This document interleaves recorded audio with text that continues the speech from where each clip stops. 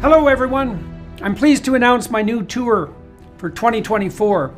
Beginning in early February and running through June, Tammy and I and an assortment of special guests are going to visit 51 cities in the US. You can find out more information about this on my website, jordanbpeterson.com, as well as accessing all relevant ticketing information.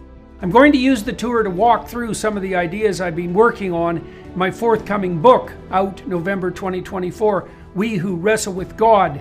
I'm looking forward to this. I'm thrilled to be able to do it again, and I'll be pleased to see all of you again soon. Bye-bye. I'm not interested, as I know you are not, in a world where well-being is perfectly evenly distributed. Even if it were possible, a world in which everything is evenly distributed is a world that is punishing people who contribute more and rewarding people who contribute less.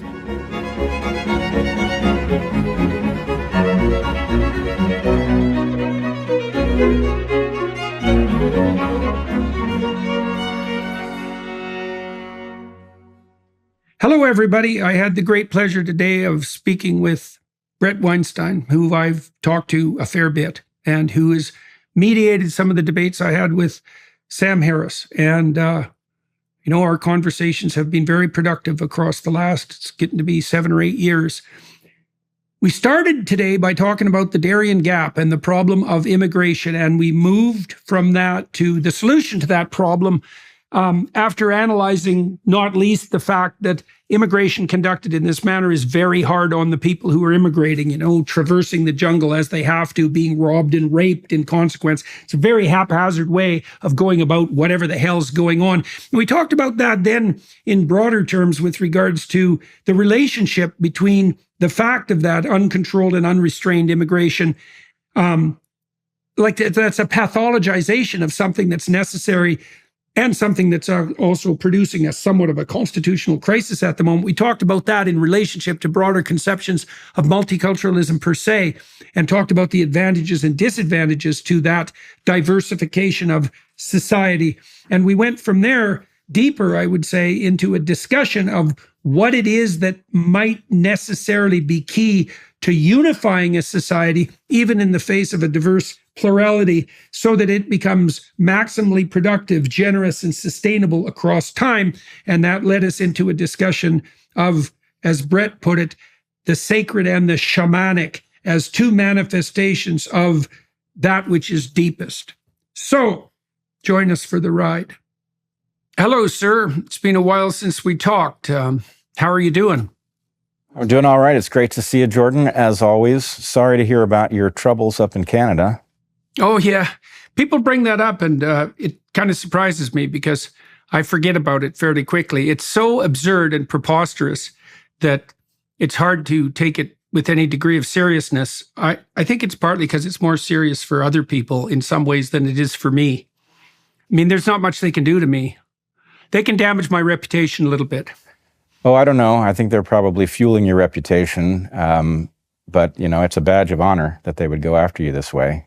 It's definitely flack over the target.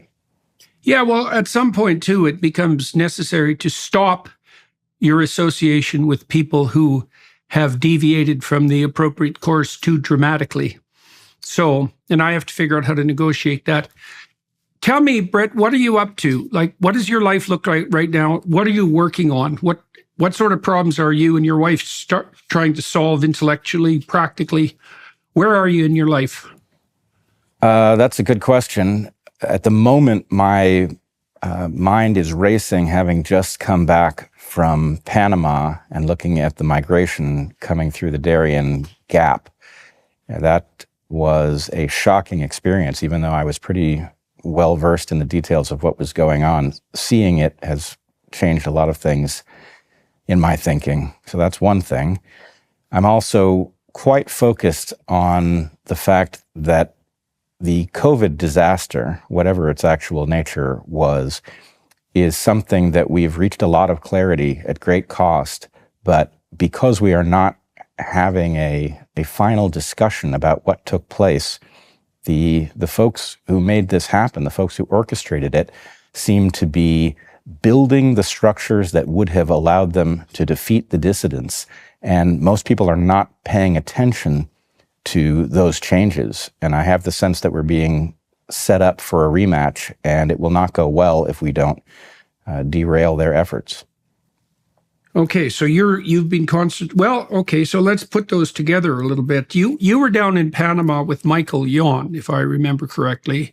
I do know this. I was thinking about coming along, although that became impossible at the present time for a variety of reasons, not least because I'm trying to finish up my most recent book. But you were down there and you took a look. So tell me about going down there.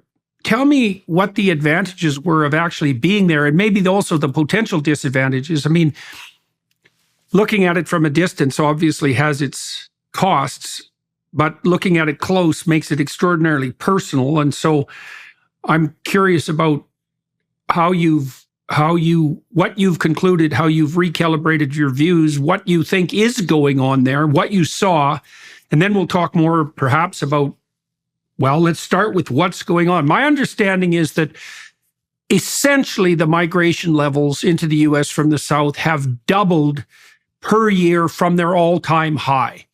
So there was something like 1.3 million people coming across the border in various forms, say 20 years ago, and that was kind of a peak.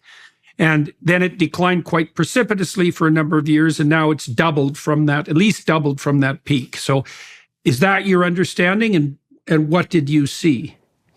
Well, that's exactly the kind of thing that is impossible to assess based on direct observation. Obviously, you want data over a long period of time at every place where people are crossing, and I couldn't get that.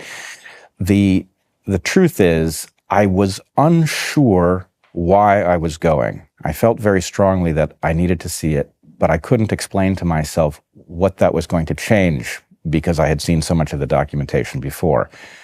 And what I discovered was that my intuition that I should see it in person was quite right. That what changed was not so much looking through one's own eyes versus looking through a camera lens, but the understanding of physically how things are distributed in space is not something you can even pick up from the map. You have to traverse some of these distances in order to see what's taking place. And to give you an example of what that changes, there's obviously a terminology problem. We have lots of people talking in terms of an invasion of the U.S., and we have other people talking about a migration. And what I came to understand in looking at this is that it's actually both things, and they're not the same. There's clearly a huge wave of people. They are fleeing poverty and the collapse of their societies. They are migrating north for economic reasons. And this becomes quite apparent when you talk to people in the camps. There are these transit camps where people who have just walked out of the jungle in the Darien Gap are spending time recovering and in large measure accumulating enough money to buy a bus ticket.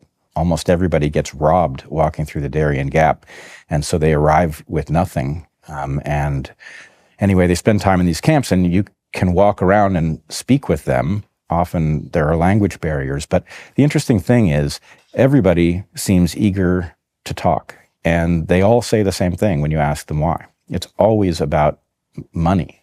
And I don't mean to trivialize it. Obviously, many of our ancestors migrated because of the poverty of their home countries and the comparative opportunity they found in the New World.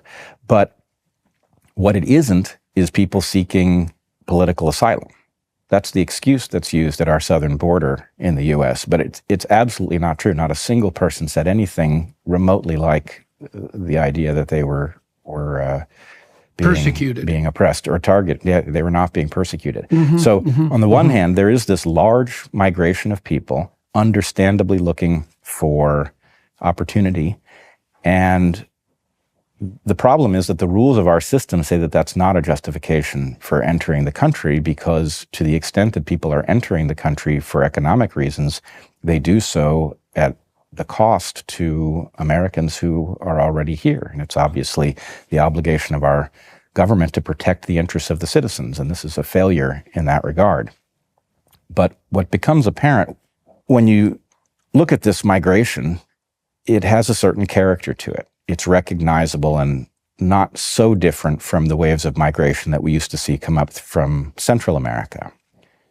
But there is this other movement of large numbers of people. They are Chinese. They are housed separately. This is the thing that's really hard to understand, is that they effectively mix into this massive migration of economic refugees, having traveled a different route.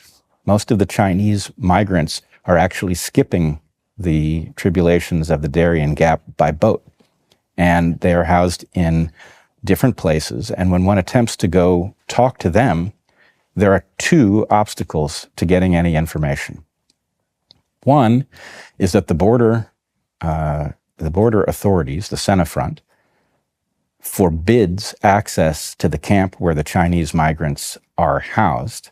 Now, some of the members of Senafront are clearly not happy about the job that they have been told to do, but nonetheless, what's that organization, Bret? What's that organization? Senafront. It is effectively the Panamanian Border Authority. Okay, it's the Panamanian Border Authority. And do you want to tell people exactly what the Darien Gap is?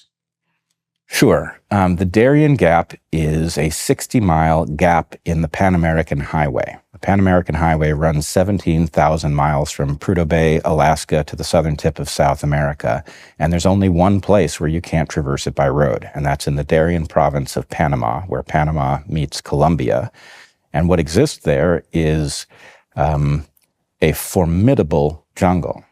It is an extremely treacherous place, even just at the physical level of crossing it. It's something that requires a great deal of skill to get across it, and most of the migrants do not have the requisite skills. They certainly don't have the equipment, and there's a human tragedy unfolding in the Darien Gap as a result of the fact that these people are being encouraged to come across. But that piece of road has never been completed, in part because the jungle is difficult, but in large measure because that part of Panama is effectively ungoverned. It's a no man's land, in addition to being an ecological treasure, unique on Earth, and even more special because so much of the more accessible jungle in the neotropics has been devastated by various processes, mining, illegal lumber extraction, etc. Well, you were talking about the Chinese migration, which, sounds to me like a complete bloody mystery. So, on what scale is this occurring? Why are the Chinese housed differently? Who are they? Why are you forbidden? You said there were obstacles to talking to them. One was the Panamanian border authorities. You had made allusion to another obstacle. So let's continue with the discussion of the Chinese. So the other obstacle is the Chinese themselves, who are absolutely not forthcoming in a way that is utterly conspicuous. Now, I've been to many places on Earth, some of them dangerous. I've encountered people who were reluctant to talk because they feared some authority would get wind of what they had said and that they would be punished. This did not feel like that at all. These were people who were not interested in conveying information about why they were migrating. And in fact, their tone, to the extent that one interacted with them at all, was mocking of us for our interest. In fact, there was one incident where Michael Yan, who has spent time in China and all over the world, was trying to strike up a conversation, and this one gentleman pretended to be Korean and not Chinese, and Michael caught him. He induced him to say something in Chinese, and there was laughter amongst all of the folks sitting there. They thought this was quite funny, but nonetheless, The Chinese migration is not entirely men, but it is heavily biased in favor of men. They appear to be young and fit, military age for the most part.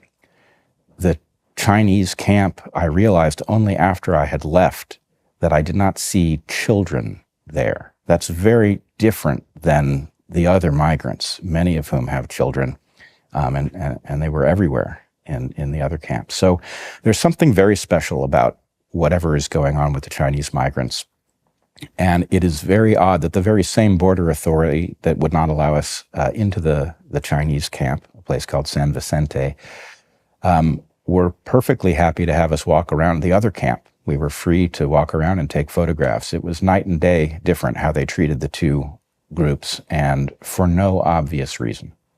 Is there any sense, do you have any sense of comparative numbers, say, of the economic migrants versus the mysterious Chinese migrants? And any sense of why this difference exists? And what does Michael Yon think about that difference, just out of curiosity? That is a great question. Michael is obviously quite concerned about the meaning of the Chinese migration as a separate matter. And, I must say, just for the benefit of clarity to your audience, my view is one of compassion for the Chinese people, who I view as living under an oppressive regime. And to the extent that that oppressive regime is an enemy of my country, I view people who are being oppressed by it sympathetically. But I did not have the sense that I was looking at people fleeing that regime. I had the sense that I was looking at people who were migrating at the encouragement of that regime. Now, I can't say that that's definitely true, but that was definitely the flavor of it as we were attempting to understand what we were saying. I don't know what the comparative numbers are. I know that we're talking about thousands of people a day, sometimes 10,000. That's a number that I heard described by people in a position to know.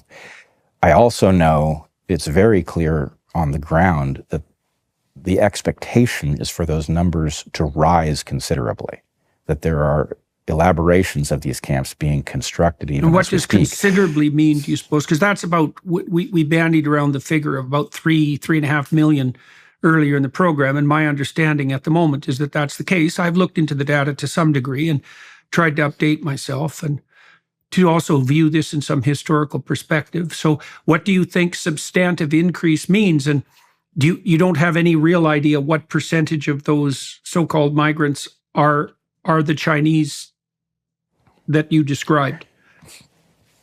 I don't. And I also find it fascinating that that the two migrations appear to fuse in Darien, Panama. There's no obvious reason for that. To the extent that the Chinese are coming in by boat, it's almost, to me, it feels like the familiar economic migration is cloaking something else. That there's a deliberate choice to blend these two things so that people trying to discuss what's taking place will mistake one for the other. Now, I hope that's just my imagination running away with me, but the distinction in the demeanor of the migrants and the behavior of those in charge of these camps was unmistakable.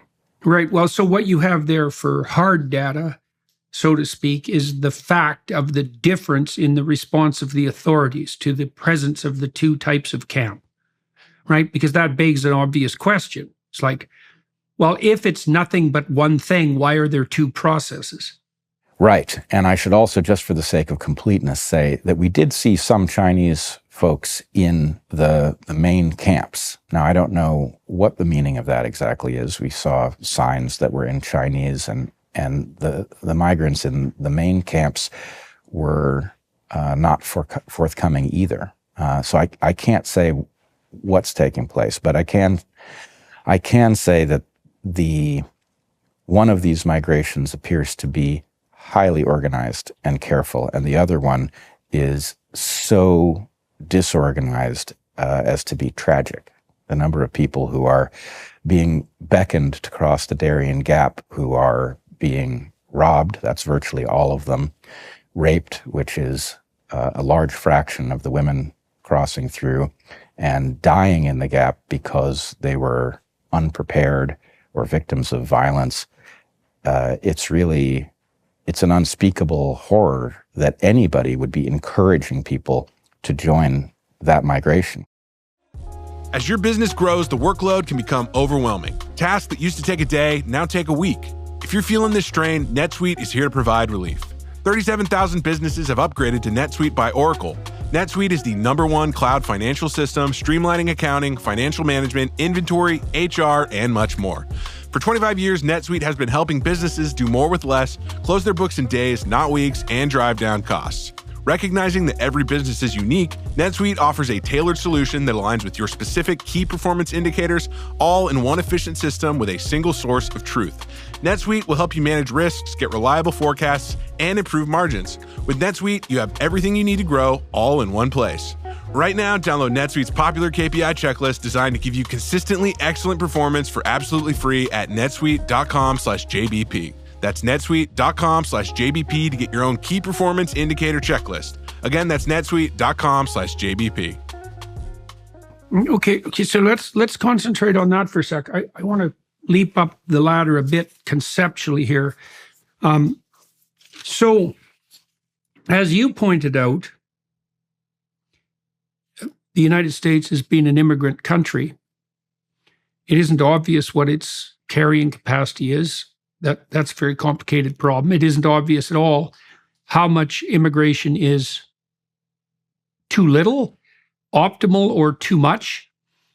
It's certainly the case that it's a straightforward thing to be sympathetic for people who are moving merely because they want better economic opportunities for themselves and their children. I mean, that's a very compelling reason. It's not something to be made light of. It's interesting that you observe there was almost no claim of necessity for political asylum. Now, what you would hope, possibly, is that we could have an intelligent discussion about an optimized rate of migration. Now, you pointed out that a rapid influx of poverty-stricken people into a stable society potentially produces a situation where those people compete, especially with the people who are struggling hardest in the current state for relative economic opportunity. And so that migration is typically not a detriment to people who are in established positions of hierarchical advantage, but they're definitely, you could make the strongest case that they are genuine competitors for people at the lower end of the socioeconomic distribution. Now, we seem to be experiencing something akin to that in Canada. So we have the highest migration rate in the world at the moment, if I have my figures correct, or at least in the Western world, which is where people generally want to immigrate.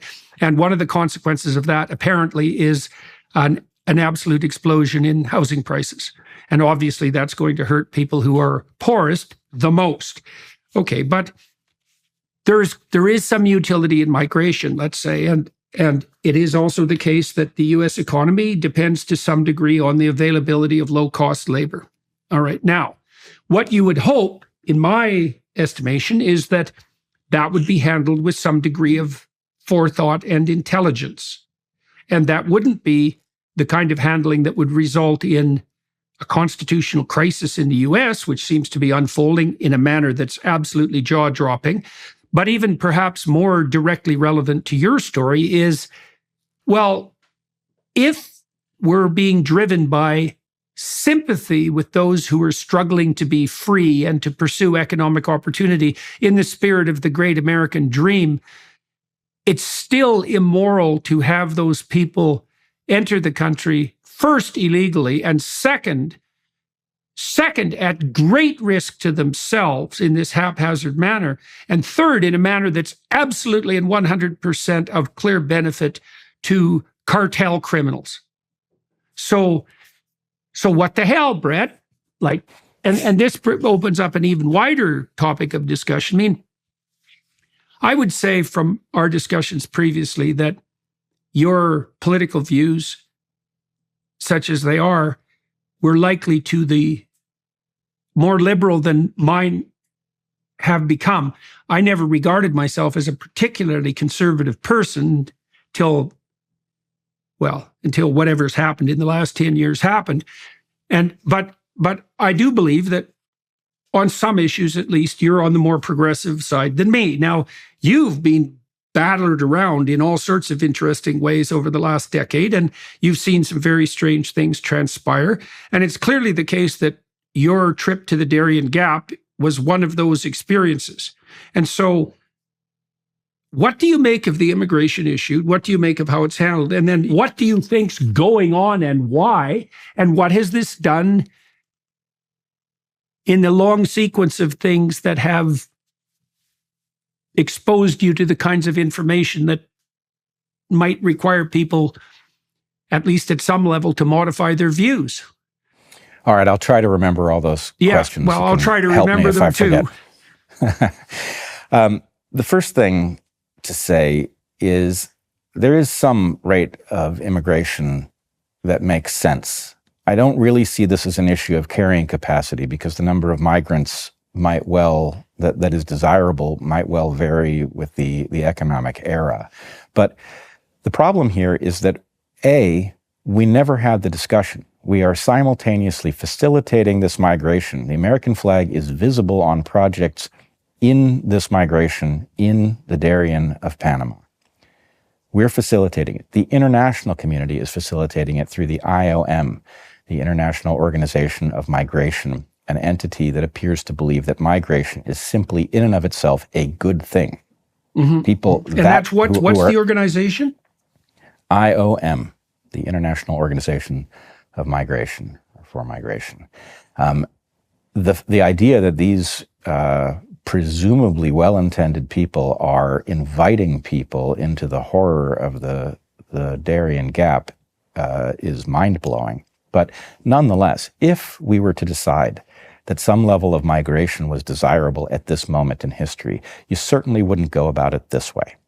For one thing, we are in effect repeating the error that we've seen in Europe, where a huge wave of migration arrived and nobody thought to ask the question of the migrants if they wanted to be European. And so a large number of people entered Europe who appeared absolutely hostile to the values of the West. And my feeling is, if you're going to bring people in, then you bring people in who want to be part of your society. It's the obvious question, and not asking it is such a dangerous mistake to make. I can't believe we would repeat that error, but we are absolutely doing it. Now, I did not see the migration at the southern border, but many others have, and they report that nobody is being asked anything. People are effectively asked their identity, their name, and their birth date, and nobody checks. Now, that is certain, even if the majority of people arriving at our southern border are simply people looking for a better way of life who are disproportionately likely to be hardworking and to behave themselves, that is certainly going to provide a mechanism for people who are not going to behave and don't want to be part of the U.S.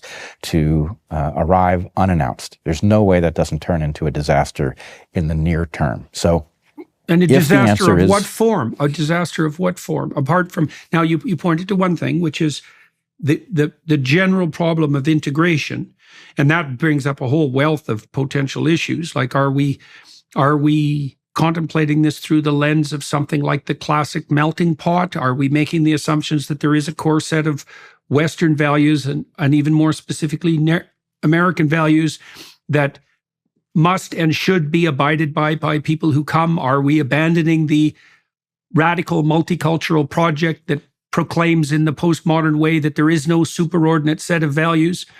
So that's more on the side of just the issue of integration per se and the issue of national unity. But then there's the darker part of that too, which is, it's one thing to want to maintain your own culture. It's another thing to be actively hostile to the culture that you are migrating to or invading, right? I mean, those are very different people even. I mean, at the worst, the former people are xenophobic. At the worst, the latter people are armed enemies of your society, right? And it's relatively, or psychopathic adventurers who are out to cause as much bloody mayhem for their own personal satisfaction, including sadism, as they can possibly manage. And if you don't think there are people like that, you're exactly the kind of idiot they like to prey on. So, okay, so you have concerns. It sounds like you have concerns on both those fronts. And I'm also curious about, I mean, this is grounds for the deepest part of this discussion, potentially. What might constitute the core values of the identity that people who would want to come into the United States and be Americans, like, what is that core identity? Because it's certainly the case that it doesn't look like Americans can come to any agreement about that amongst themselves anymore. And, I'm not saying that as someone who isn't from a country where exactly the same problems are making themselves manifest. So, okay, so let's back up a little bit. You see two problems here. There's a problem of unregulated and badly planned economic migration, and then there's a parallel problem of just exactly who is using that opportunity to do whatever it is that they're doing. Two separate categories of people. Seems like at least a reasonable proposition or something to be apprehensive about. Subsidiary problem, which is even if migration is good, and as I said, historically, the allowance has been about 1 million people a year in the illegal route, let's say. Triple that is a lot. We haven't had a chance to discuss that. It looks like it's increasing. And that brings forward the problem of integration. And so you pointed to this IOM, an organization, International Organization of Migration. Is that the proper For migration, term? yep. Yeah. Mm-hmm. You said it is apparent to you and perhaps to them that unrestricted migration, and so that would be like economic mobility, is that's what's driving us, is a philosophy of economic mobility, and that unrestricted migration is just a good thing in and of itself. And there are a variety of organizations who are pushing that proposition forward and facilitating this movement. And are they like advertising in the countries where these people are coming from? How is this actually, how and why is this occurring, and how is it organized? All right, so there's a bunch there. I want to come back to the question of what are American values, what this has to do with political left and right, but I also want to address the question you just asked. And so there's a structure to this migration, which is not apparent to an outsider. Most of the migrants are arriving in Quito, Ecuador. It's not obvious why that should be. Geographically, it's not the right place to start because Ecuador does not border Panama. It happens that Ecuador has a policy of not requiring visas. So when people come from the Middle East, and there are many migrants in this migration coming from the Middle East, odd as that sounds, they arrive in Quito, Ecuador. They migrate through Colombia. They enter the Darien Gap, and they cross over into Panama, at which point their journey north is facilitated by these organizations very directly. There are large buses, a huge fleet of them that is constantly circulating, and migrants are, as I've mentioned, they're almost always robbed as they cross the Darien. It takes time for them to earn enough money to buy a bus ticket, and if they don't earn enough money to buy a bus ticket, though this is not widely publicized, they are given a ticket in order to speed them north. And then the strangest thing happens, which is all of the countries between Panama and the United States pass them along. Now, Heather and I crossed through all of those borders except the last one between Panama and Costa Rica in 1991. Every one of those borders was tightly controlled. Nobody crosses, nobody gets waved through. But now, if you're going north and you're in one of these buses, all of these countries seem to have agreed that as long as you keep going, they're not going to say anything about it. That's an odd fact, and it suggests a kind of international coercion in order to establish this route and to keep it open. So the information about how to make the journey is being circulated such that people know where to fly and where to go from there. This is a modern migration, although I met a young woman, Jennifer, who had just crossed through the Darien Gap, had a horrifying story to tell. She's Venezuelan. She was a college student, and she was fleeing the collapse of Venezuela. She, in fact, said that she was headed to Costa Rica, where she intended to stop. She was going to settle in Costa Rica, but in any case, the fact is she had all of her money taken. I did not ask her, though we spoke in oblique terms. I'm quite convinced that she was raped while she was in the Gap, and she was waiting to accumulate the money to get a bus ticket north. I'm hoping that she will contact me and tell me how her journey is going. But nonetheless, yes, international organizations are creating the route and distributing information about how to move. These people start with cell phones that they're able to get up-to-date information. The migration involves strange partners. The Chinese camp, San Vicente, apparently involves lots of people having money wired to them from family back in China via Western Union. So anyway, it's a hybrid between the most low-tech slogging through jungle and high-tech contact and exchange of funds and things that allows people to join these buses, which are then spirited north. But yes, it's an open secret. I mean, most Panamanians that I talked to, people in Panama City, were aware that there was some migration, but did not have very good information about it. So largely, this is just people passing through these societies. Let's go back to the question you asked about political orientation and what the values are. And yeah, I've done a lot of thinking about this long before I went to Panama to see this. And I've come to the conclusion that we've been sold a bill of goods, and the bill of goods was called multiculturalism. And the problem with multiculturalism is that it sounds like something that those of us who like to interact with people from many different cultures should appreciate. But it's in fact the opposite of the value that we actually hold. The value that we actually hold, I would call Western cosmopolitanism. Yeah, Western that's very cosmopolitanism. Different. It's the opposite, right? Multiculturalism is the idea that people should not join our societies, but they should maintain their own traditions in an isolated pocket, and that we should effectively reject the idea of becoming one people in the West. It's just a reduplication of the situation that obtains in the world at large, with no appreciation for the fact that if you bring people together and reduplicate the situation of the world at large with no uniting meta-narrative, let's say, you also bring in all of the conflict.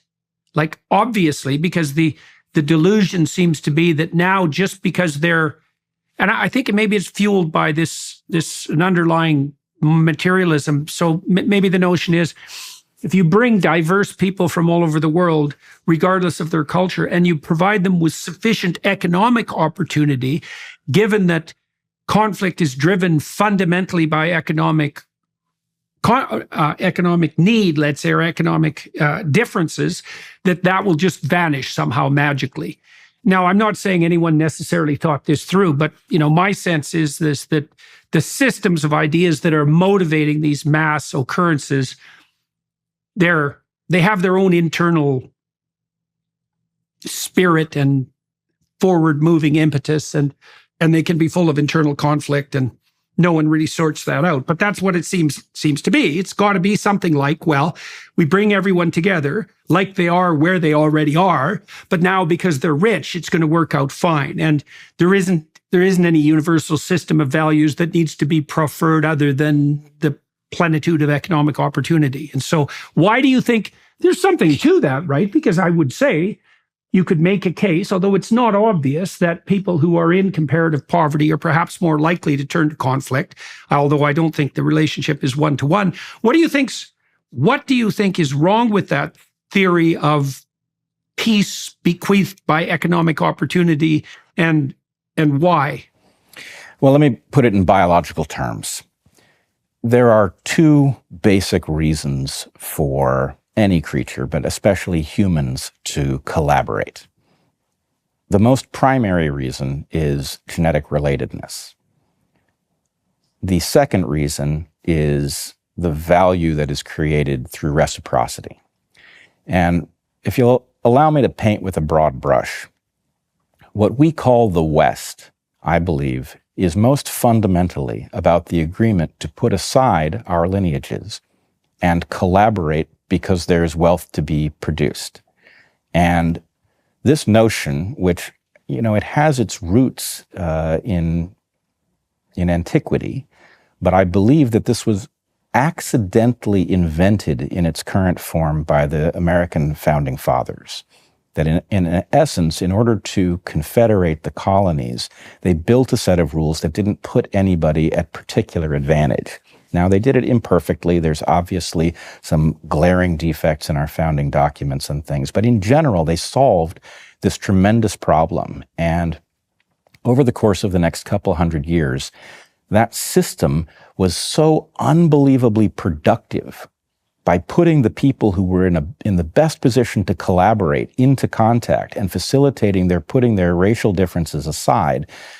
We became a powerhouse. And so the American experiment became contagious because once people saw how dynamic it was and what a high price they had been paying for putting their genetic relatedness first, everybody wanted to join it. So that is, to me, the West. And although I am a patriotic American, I am a patriot of that idea. I think it is the thing that we should rally around. And what it means is that we should take on this cosmopolitan notion that you can partner with anybody. It's really a question of whether they have the right insight and values, not a question of what God they pray to. And that is now under attack. That is under attack from people who would fetishize our differences and make it impossible for that kind of collaboration to happen. So I do see the West as back on its heels and in need of a vigorous defense, which is part of why I'm doing what I'm doing. I think the world is in great danger if that idea is lost, even for a brief period. Okay, so let me ask you about that. And I do also want to return to, I guess we're probably approaching it obliquely anyways, to the transformation of your ideas about political and economic structure. But there's an element of the argument that you just formulated that I can't easily distinguish from the proposition that mere material opportunity will bring peace. So let me walk through your argument and summarize it. Tell me if I've got any of it wrong, and then let's delve more deeply into that possible paradox. So the first thing you posit is that the default social organization for human beings is kin relation, right? And the word kind itself comes from kin. And so we are, by nature, more likely to extend our sense of self to those who are genetically related to us. And there's great utility in that, not least on the reproductive front, if you think about it across time, but also it enables us to form the tight blood-based bonds, so to speak, that are least likely to be broken with the ravages of time.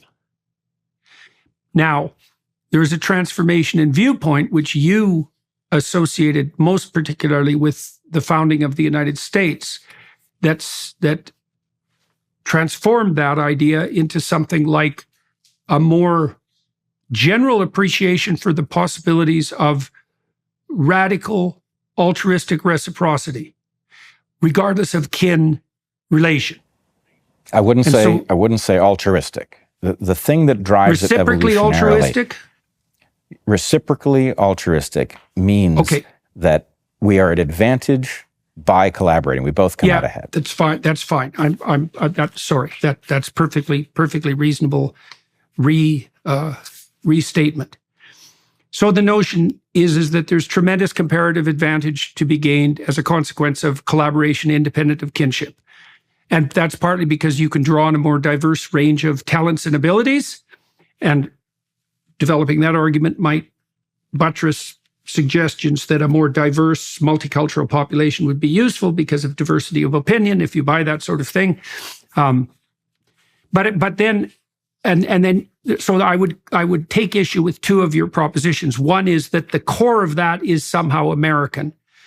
And also, although I think the Americans elaborated that very well, but also that I don't see how to distinguish that from the proposition that mere economic success will guarantee something approximating peace, independent of any other overarching framework. Now, it seems to me, so give me one more minute to elaborate on this, and then I'd love to let you respond. I think there are preconditions that have to be met for the idea that non-kin, reciprocally altruistic relationships can be established. I think those are metaphysical presumptions. I think they're encoded generally in what strikes us as religious language, which is a reflection of their depth and necessity. And among those are, as far as I can tell, are those presumptions that are axiomatic to the Judeo-Christian tradition. I think those are a precondition for the development of that attitude of radical reciprocal altruism to non-kin participants that characterizes in its highest form the United States. But I think it's even though that flowered madly with the establishment of the US, its roots are much, much deeper than that. Certainly, you have to give some credit to Great Britain and then to the entire Western tradition behind that.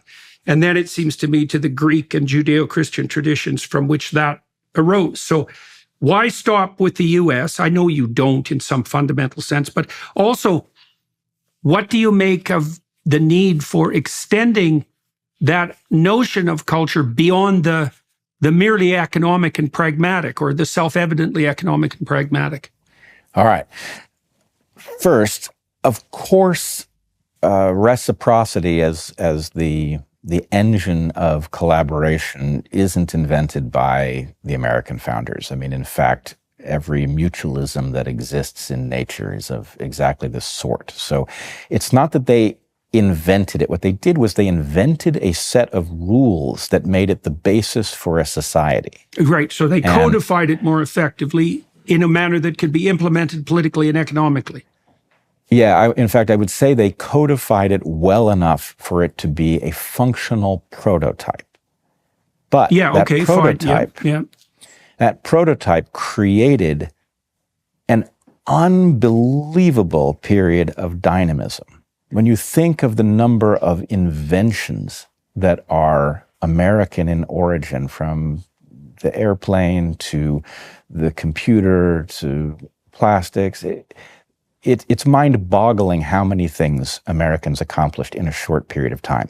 And my contention is, if we had a society in which you were fundamentally predisposed to collaborate with those who came from the same place you did, most of that wouldn't have happened, right? That this happens only when you're liberated to collaborate with anyone because they're the right partner.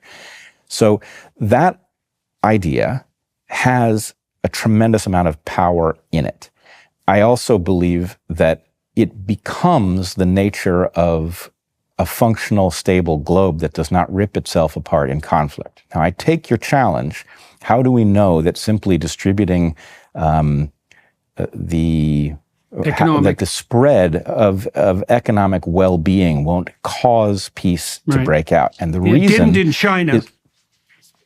It doesn't really anywhere absent this agreement. What you want, if in the end you start realizing that you are closely related to this set of people, and at the moment, whatever group you have is in a position to get the jump on some other group who's less closely related to you, then that game, the game of lineage versus lineage competition and violence, which has characterized virtually all of history until the last couple hundred years, that game is constant. This is the only alternative we have to it.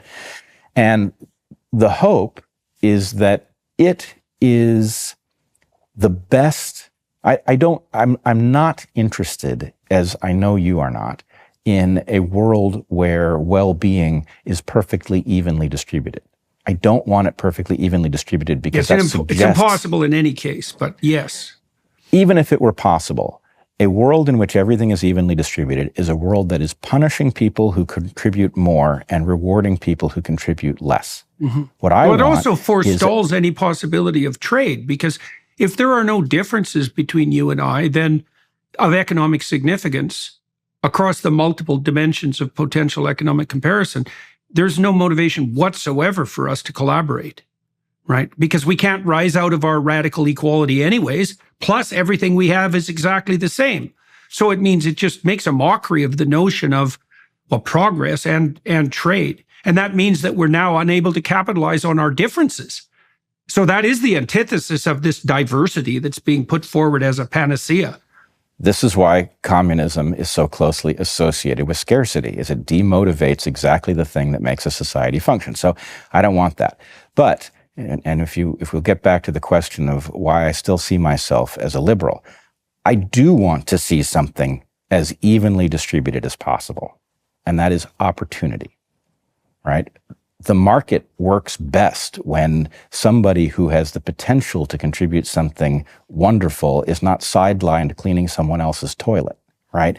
So to the extent that everybody has access to the market and that they are rewarded when they bring something to humanity that makes us better off, you get a system in which wealth is not perfectly evenly distributed. In fact, maybe you would expect a kind of Pareto principle distribution, but that nobody is frozen out, right? If you're down in the low quadrant, according to the Pareto principle, but you have the ability to find your way out by contributing something good, then your motivation to do it is maximal. And so anyway, that to me is what a hard-headed liberal would see as desirable. So if I understand you correctly, you see the limit case to multiculturalism as something like the fundamental antagonism between a kin-based ethical system and a more abstracted system based on the notion of abstracted reciprocal altruism. It's something like that. So what you're basically saying is that those two orientations cannot coexist peacefully. They are, in essence, antithetical to one another. And so then that begs the question. The next question then would be something like, are there cultures that are more tilted in their ideological proclivities towards the kin-based allegiance system, and others that are more tilted, like the European countries, towards a more abstract formulation of what constitutes productive and generous reciprocal altruism? Look, here's a thought, Bret. So with these large language models, we now have the opportunity to map out semantic space. So let me give you an example of this. One of my employees, a former student, has mapped out the semantic network of the concept of God. Now, the way he did that was to find the smallest possible set of words that can be substituted in discourse for the idea of God. It's a substitutability issue. Okay, so imagine this, that there are 10 words or concepts that are most likely to exist in the same cloud of conceptual space as the idea of God. You could dispense with that central idea and just use that concatenation of 10 subsidiary ideas as a replacement. Then you can imagine each of those ideas has a cloud of associated ideas around it, right? And this is literally encoded in semantic space. It's a statistical relationship. Now, you could imagine that there's a semantic web around the conceptualizations of kin-based ethical systems. And there's a center as well. My brother before anyone else. That might be the concept at the center, something like that, right? But that could be mapped. Then you could imagine that this other cloud of concepts that is associated with abstract reciprocal altruism and its formulation also has a center. What that should mean, if you did the same mapping for cultures, is that you should be able to place cultures on a continuum from kin-based orientation to this more abstract formulation that frees up economic resources, right?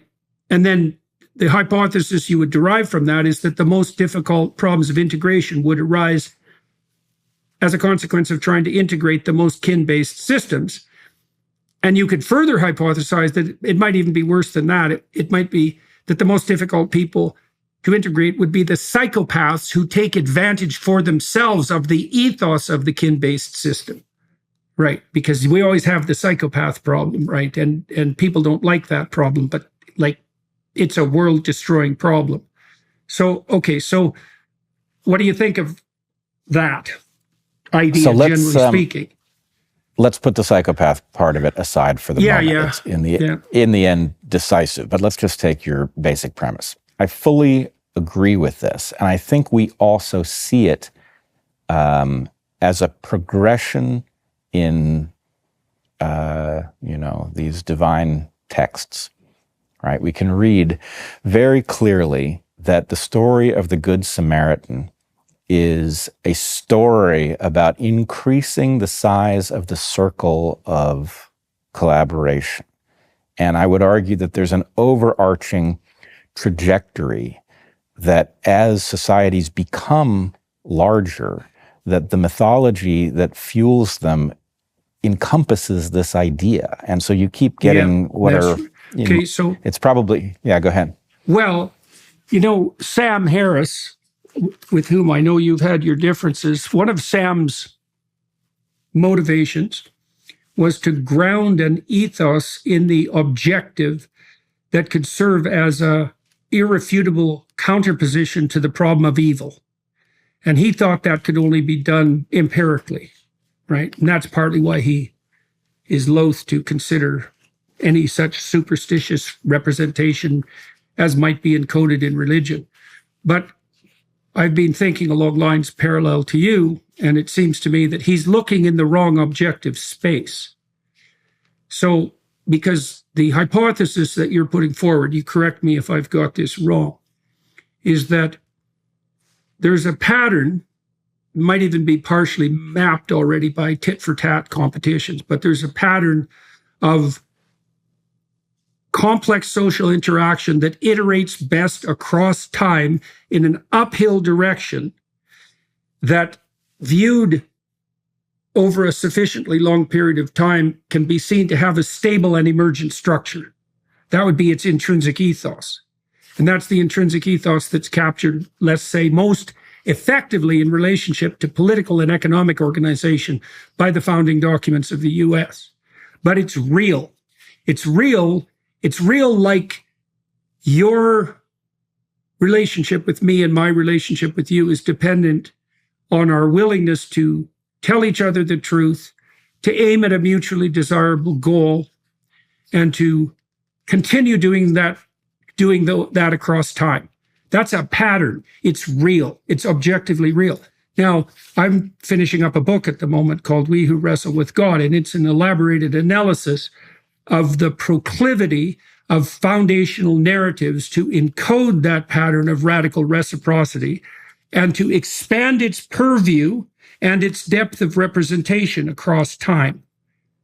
And that looks to me like a place where the findings of evolutionary psychology and biology can be seen to dovetail with the claims of the metaphysical stories upon which our culture is based. Now, well, I'll let you comment on that, because obviously you can see the parallel between the way that we're approaching this problem.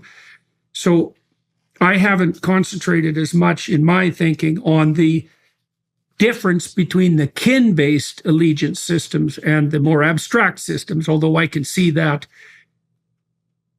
seems like a clear part of the story, right? Of the story of the progression towards a more productive universalism. So how is this? Okay, so first of all, why don't you comment on that? And then I want to know what these realizations have done to the way that you've been thinking, and then maybe we'll return to the immigration issue. Sure. Well, the first thing to say is, I come from a weird discipline, and I've departed from its mainstream in order to be able to be productive in thinking about humans, because although humans are an evolved creature like every other, they're a very special creature in the way they actually function. But I could tell the story that you just told in what I believe are rigorous evolutionary terms. And it would have certain advantages to be able to see certain subtleties, but it would be pretty close to useless from the point of view of operationalizing it as the basis of a society. Far better, if you are going to operationalize something for society, to encode it in a narrative that is memorable and transmissible and resistant to being corrupted. Okay. Motivating and stabilizing. Comprehensible by everyone, regardless of level of abstract intellectual prowess. 100%. Right. So, there's a moment during the debate you had with Sam, the 2-night debate you had with Sam in Vancouver, which I had the privilege and honor of moderating, where Sam confronted you and asked if you really believed that Jesus had been resurrected. Yeah. And I remember this moment like it was yesterday. You must have thought for a few seconds, and you said, I behave as if I do. Mm-hmm. And I heard that, and I thought, that is the slam dunk answer to this question. Sam didn't get it, right? In fact, he doesn't get it to this day. But what you said is the way an evolutionist would think about this, because culture is a means to an end. What is that end? It is to get your genes, unfortunately, lodged as far into the future as you can possibly arrange from your current position. And to keep them there. You want to hand the ball off as far into the future as you can, and you want to hand off the motivation for those who receive that ball in the future to do it again, right? So, and eventually that will fail. Quick intervention there, because we should return to this, because it's equally salient. It's a point equally salient to the one that you just described in my discussion with Sam. That's what the story of Abraham represents. Because what God promises Abraham is that if he maintains a certain pattern of orientation and conduct, that not only will he have a son, which was an impossibility for him and his wife, but that he will literally be the father of nations.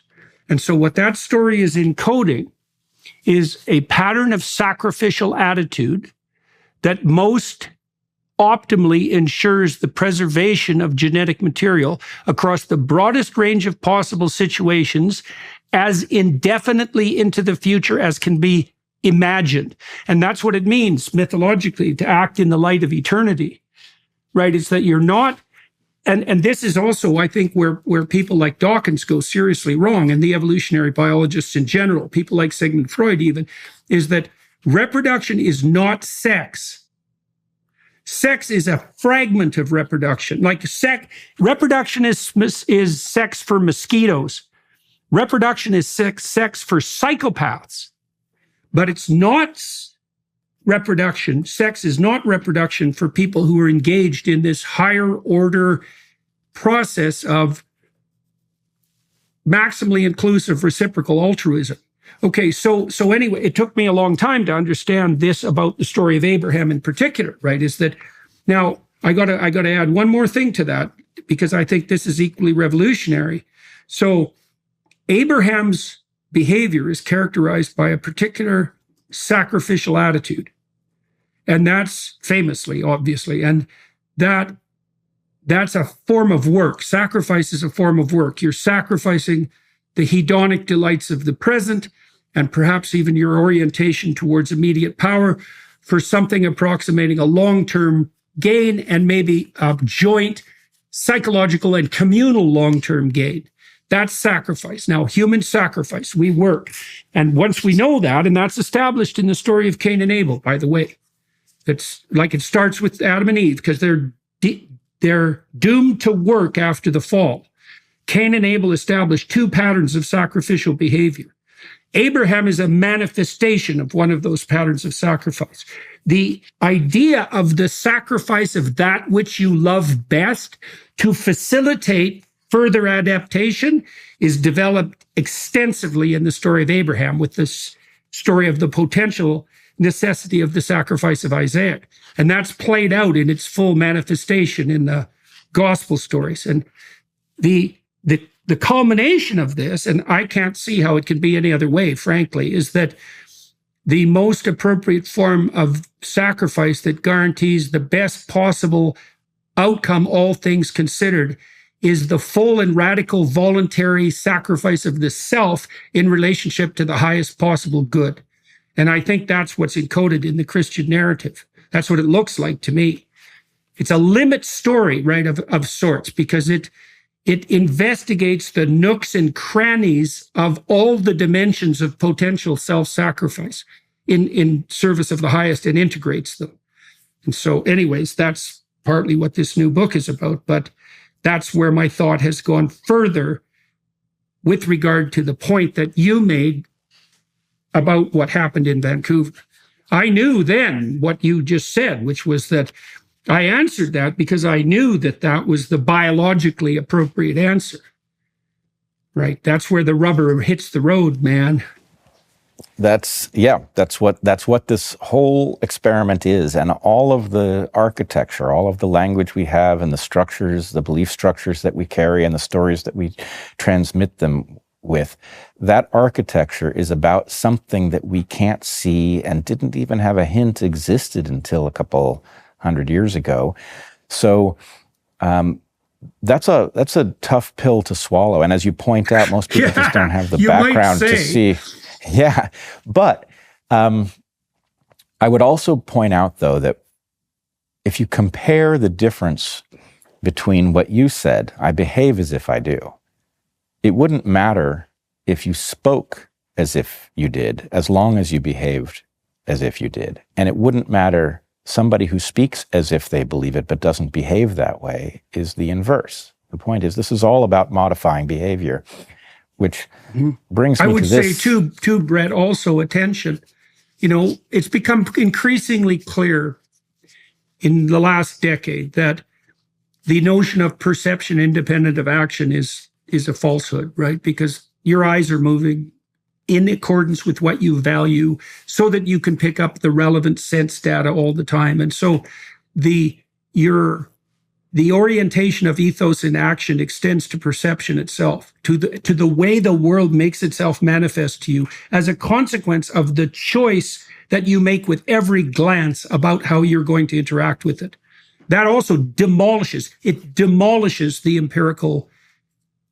the Enlightenment empirical story. It's done because the empirical story was predicated on the assumption that there was a value-free perception.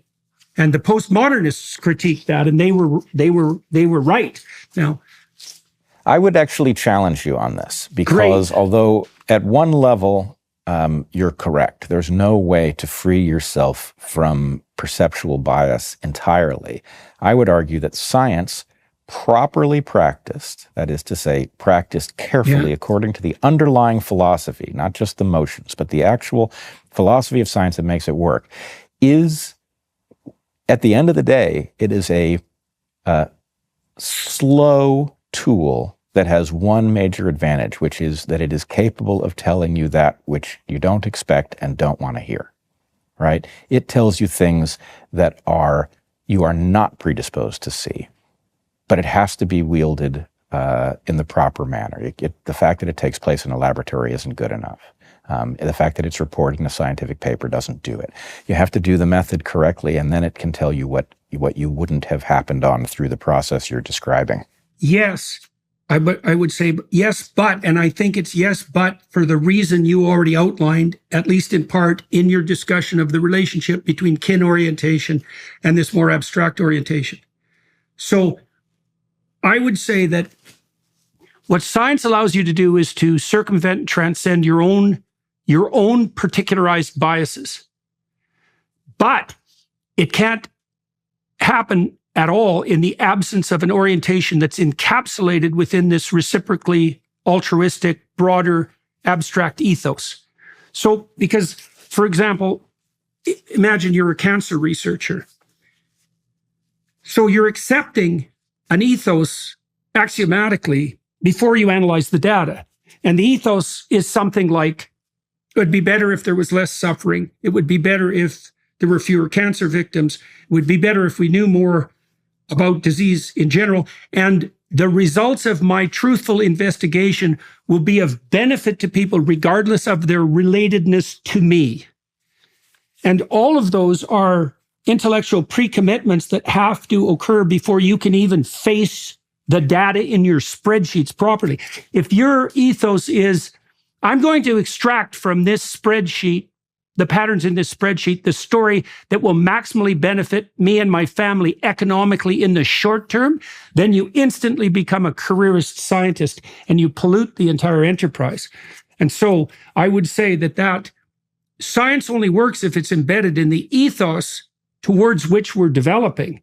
I think, I mean, I've tried to break that argument into bits but I can't. I can't move that argument. No, you're entirely right. And as much as my argument earlier about the value of opportunity being as broadly distributed as possible runs counter to this, one advantage of the glory period of science where it was done by gentlemen scientists was that they did not have the perverse careerist incentives. They served their interests by being right in the long run. That's how they became immortal. And that is a good motivator. And what we have now has taken something that looks exactly like science and turned it on its head. It's obscene. And, I think COVID taught us this lesson in spades. We saw for the first time the level at which this is just, it is a distilled form of corruption that is so pernicious that it can actually take a poison and label it as a cure, and it can take the cure and label it as a poison, and it doesn't even blink. So that's what happens if the other incentives are allowed to pervade the system. Right. And we have to rescue ourselves from it because that's where we are across the board as far as I can tell. We should note too, historically speaking, that the scientists of the type that you described, so the genuine scientists, were very much akin to monks in a monastery. And I mean, their universities were monasteries to begin with. And they were saturated, whether they knew that or not, by that ethos. Now, they had a hard time distinguishing between the descriptions they generated as a consequence of their objectifying process and the narratives that structured the ethos within which they operated, right? They confused the motivating dream with the material objective facts. And this is still what people like Dawkins and Harris are doing.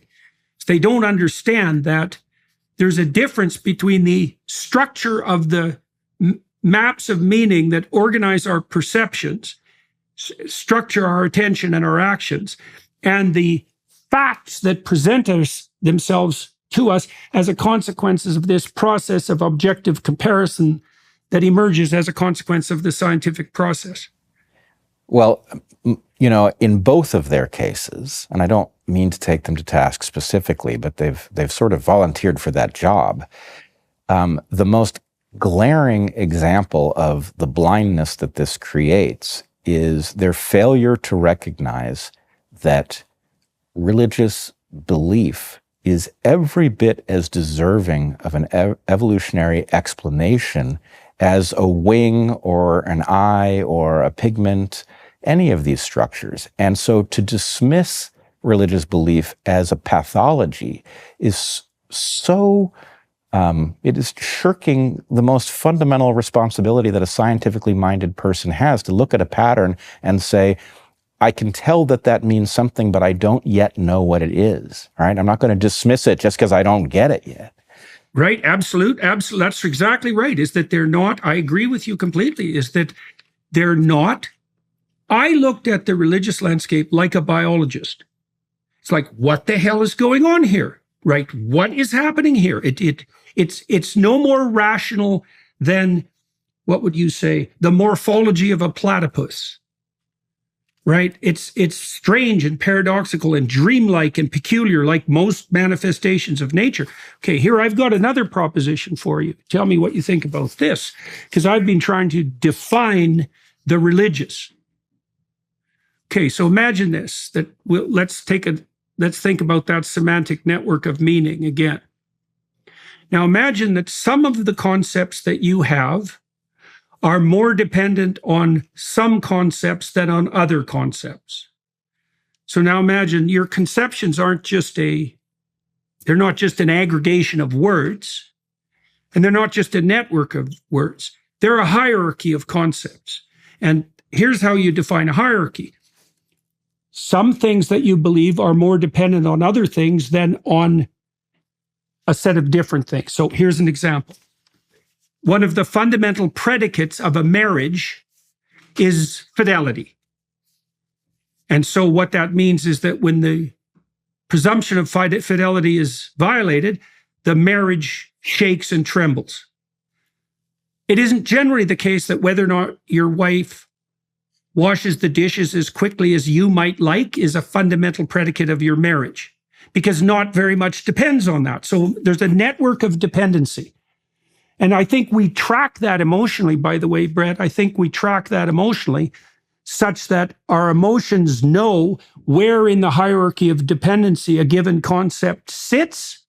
And if that's threatened, it produces both more excitement in the exploratory sense and more apprehension because entropy is released. And the best models of anxiety now are entropy release models, by the way. So there's a hierarchy of dependency, okay? That's the depths. When we say that an idea is deep, what we mean is that a very large number of other propositions depend for their validity on the validity of that idea. Now there's a hierarchy, and there's something at the bottom or at the apex. You can use either metaphorical structure. And we've been inferring for centuries what that core foundation or apex piece might be, right? And so what is religious is what is most deep. That's a definition. It's a definition. And what is deep is that upon which much relies, right? And so the first thing I'd like, and you can see the same thing in science. We know that there are fundamental theorems in science upon which whole disciplines rest. There's no difference. We know that there are contributors to the scientific enterprise who are very vastly cited. And we presume that their ideas are deep, not least because the consequence of that mass citation is the embeddedness of those ideas in almost every other idea of the discipline. So the first question would be, what do you think of that idea of depth? Like technically speaking, and then imagine that the emotions that are elicited when things move in the depths are the array of emotions that have been associated with religious phenomenology since time immemorial. Well, that's quite interesting. I'm recognizing I'm sort of the odd man out in a lot of the circles that I travel in these days. I'm shocked, Bret. But I spend a lot of time with conservatives. There are a lot more religious people in my life than I would have expected. Maybe they outnumber the secularists considerably at this point. But I've been thinking about why that might be. And what I'm realizing is that there is, let's say, among the COVID dissidents, there are quite a number of religious people who stood up at great personal cost and said what needed to be said in order to break the spell. And I think the reason for that is because if you have a religious structuring to what I've forgotten what term you use, but I would say that we have this hierarchy. You call it a hierarchy. I would say it's a model which we take in, we build it based on what works, what doesn't work. We build up a model over a lifetime, and we're very reluctant to pull a piece out on which much depends, because then suddenly our model doesn't work, right? So people who have a religious model of the universe, where they actually believe, they're not just going through the motions, have a motivational structure that upends the game theory that causes so many people to falter, right? If you believe that you are being watched and perhaps guided by an intelligence that if you do the right thing, then whatever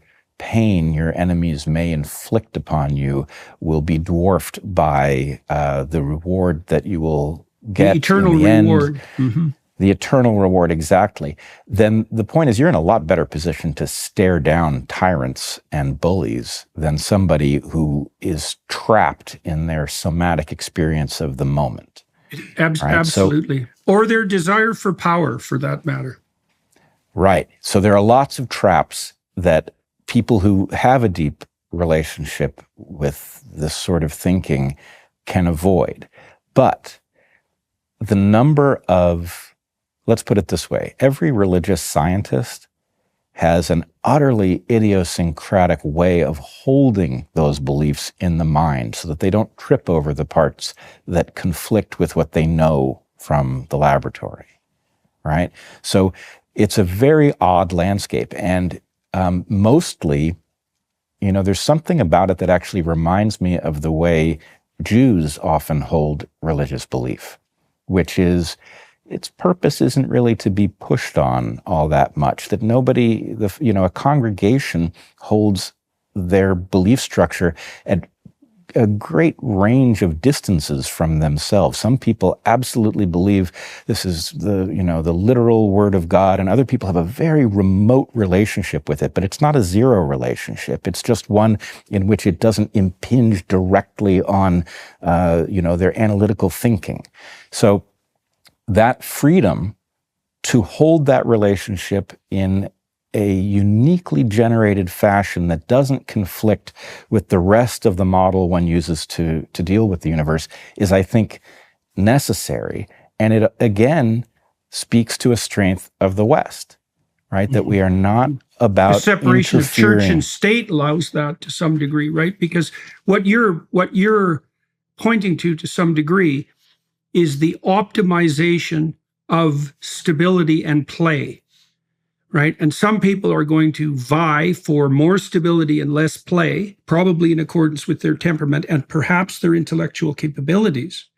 And others are going to, as a consequence of that distancing, let's say, allow for a wider range of experimentation within what is still a walled enclosure, right? At some distance. The territory that they're allowed to range through is broader. Now, the price they might pay for that is a little more entropy in the system, right? A little more existential anxiety. But the advantage would be that they can experiment. I got something cool to tell you biologically. You tell me what you think about this. This was only discovered in November of 2022. So you know that for all intents and purposes that the molecular alterations that facilitate mutation are random. And there's real good reasons for that randomness, partly because to the degree that mutations are caused by radiation, the striking point of the radiation is random. However, there is a hierarchy of repairability So the more... Yes, there is. Yes, exactly. This is a deadly finding. So what that means is, and I haven't been able to reconcile this entirely with my understanding of evolutionary biology, but that means there's a core set of principles by which the system operates. And then out on the fringe, there's allowable room for variation and experimentation, right? And I think that that's the pattern of all conceptual structures. There's a core set of foundational principles, and those are religious principles, and I don't care if you're religious or not, is that they serve the function of the deepest mechanisms of orientation. So I don't care what you call that. It doesn't matter because they're there. And then experimentation can take place on the fringe. Now, temperamentally, some people would be inclined to experiment at deeper levels, right? And that would be the difference between someone who's less or more fundamentalist in their orientation. So what do you think of that as an analogy on the biological side?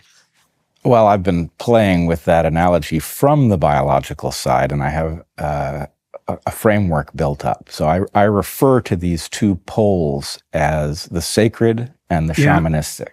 And the idea is that even within a religious tradition, right, there is the sacred, which are the things that one is most loath to upend because they are most fundamental.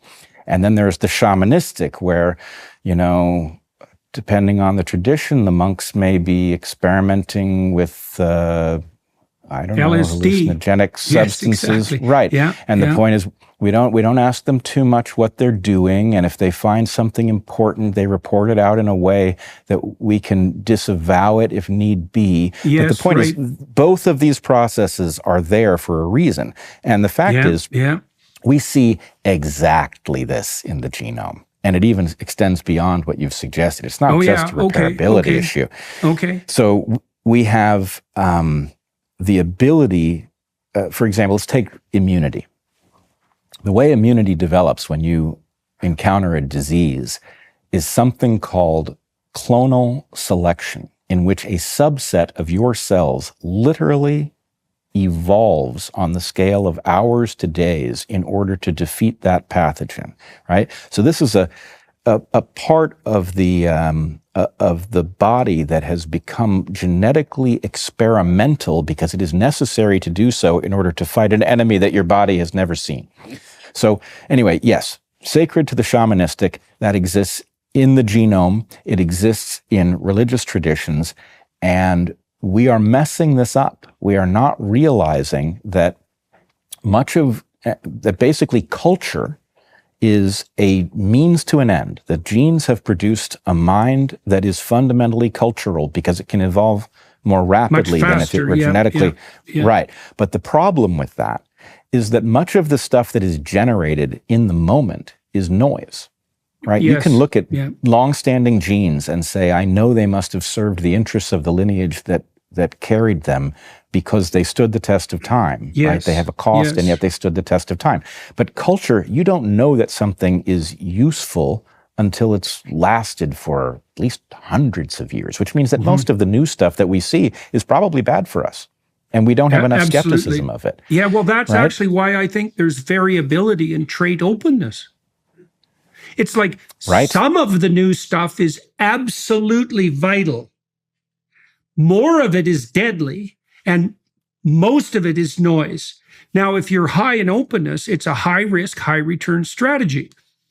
You're very, very likely to fail, which is generally the fate of most would-be entrepreneurs, unless they repeat the experiment multiple times. If you do succeed, you can succeed unbelievably radically, right? And then you might say, well, to hell with openness. So that would be no shamanic tradition, let's say.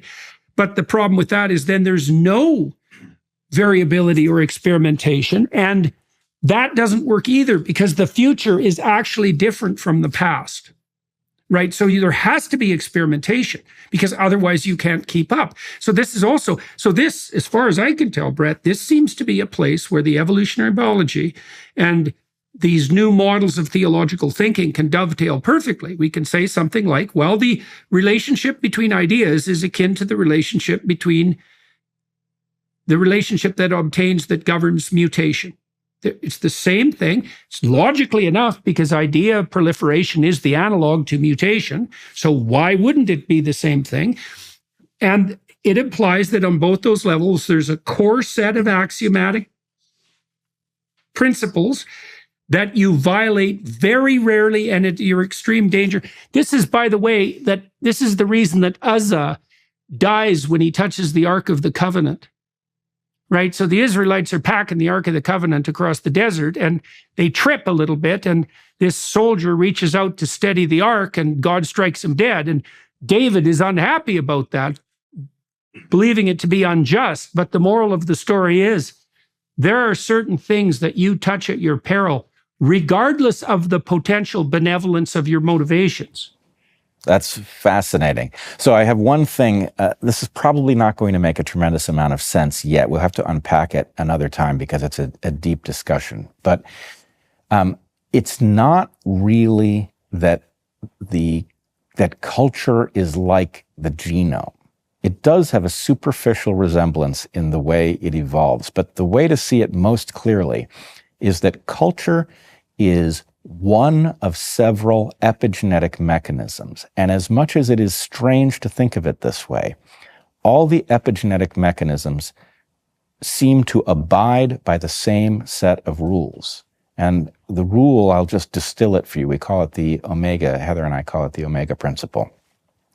The idea is that epigenetic phenomena are more powerful than genes because they are more rapidly adapting, but they are subservient to the gene's motivation. In other words, they have to serve genetic ends, at least historically.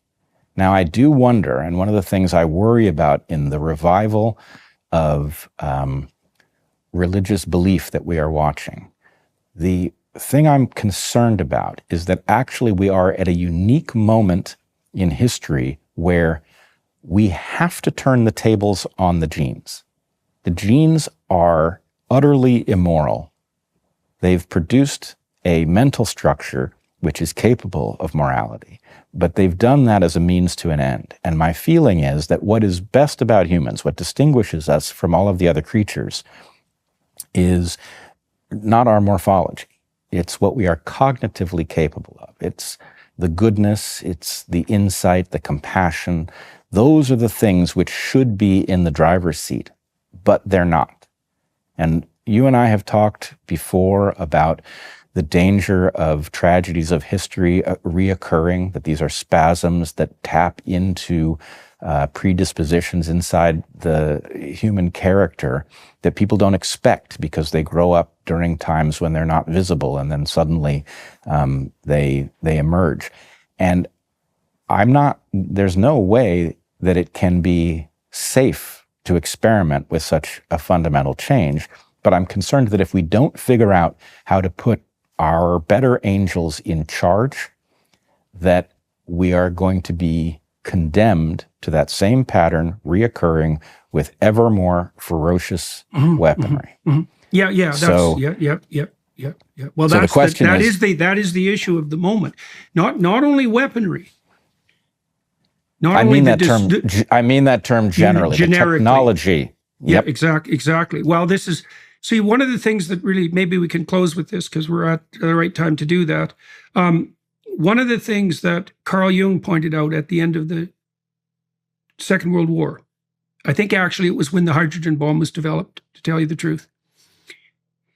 And this is what he was pointing to in his work on alchemy, by the way, which is why he delved into alchemy. He was trying to understand the substrate of intrinsic value that even guides the scientific endeavor. So that's what he was up to. Now, the reason he was doing that was because he believed that we had rapidly expanded our technological capacity since the dawn of the scientific revolution, but had failed to do the same with our understanding of our underlying ethos. And so now we were as primitive ethically as we were in 1450 with the tools of the 21st century. And that there is if you're going to have big toys, you better be a wise player. And we're at that moment. And my sense is that, and I would say the positive consequence of this hypothetical revival that you're describing would be that I think we can actually become conscious of these things explicitly in a way that wasn't possible before. I think that's right at hand before us. I think that that's what's making itself manifest to people like Ayaan Hirsi Ali and like Neil Ferguson and like Douglas Murray and like you. And we can see, and Jonathan Pajot, we can see a shift, a tectonic shift at the level of conceptualization. It might even be that the entire culture war is a manifestation of that emerging shift, right? Because we're at war to some degree with the idea that there isn't anything other than hedonism and power, right? And that's the radical proposition. Certainly the postmodernist proposition was that, especially emanating from people like Foucault and Derrida, was that there was, especially Foucault, there wasn't anything other than power. And power is always utilized in the service of a short-term hedonism, because why the hell else would you bother with the power? So maybe let me try to summarize those things, because I think we've arrived somewhere very important. Can we start even with the Darien Gap? Oh, that's going to be an interesting trick. Let's see if I can find a way. Yep. But what you're pointing to, we are somewhere new in history because of the power of our technology, which takes off the table the traditional way that terrible problems like this have been solved by evolution. Evolution was a process in which people whose belief structures or orientation or models were dangerously off could go extinct, leaving behind those whose models weren't so broken. We can't do that now. That tool, as terrible as it was, at least worked. What we have now is a system where we are all tied together such that the bad folks may get what they deserve, but we're also going to get what they deserve. And the tool for thinking your way out of such a puzzle without actually having to go through extinctions of various populations is consciousness. Consciousness evolved, I would argue, for this exact purpose, for addressing novelty and being able to see, to follow through what will happen if I behave in a certain way so that you don't have to suffer that consequence so that you can sacrifice your stupidity. Right. And I guess this does bring us back to the question of the Darien Gap, because what we see going on in Panama really looks like an old model that is now taking on tremendous new power and putting us in global jeopardy by deciding to move people and resources to dispense with the consent of the governed. And that is going to end very badly. So the message to us is that the peril we detect in places like Darien, it's telling us something, which is that we need to rise to a kind of collective consciousness. We need to realize that what is binding us together is not genetic relatedness. It is common purpose that we all, if we think clearly, should want to bequeath to our descendants a marvelous world. And instead, we are going to give them a world that is greatly diminished, even to the one that we were given. So I think it is that moment. And I think so too. We better God get to help it. us. Absolutely. All right, sir. Well, for everybody watching and listening, I'm going to delve further into these ideas with Bret in the half an hour that we'll spend together on the Daily Wire Plus side of the platform. So if you're inclined to join us there, then please feel more than welcome to do so. Can I add something? For those who are interested in a deeper look into the questions raised by what's going on in Panama, if they go to the Dark Horse is one word, the Dark Horse Locals community, there's a discussion between myself and Chris Martenson there in which we explore this stuff in great depth. All right, excellent. So everybody's enjoined to go do precisely that.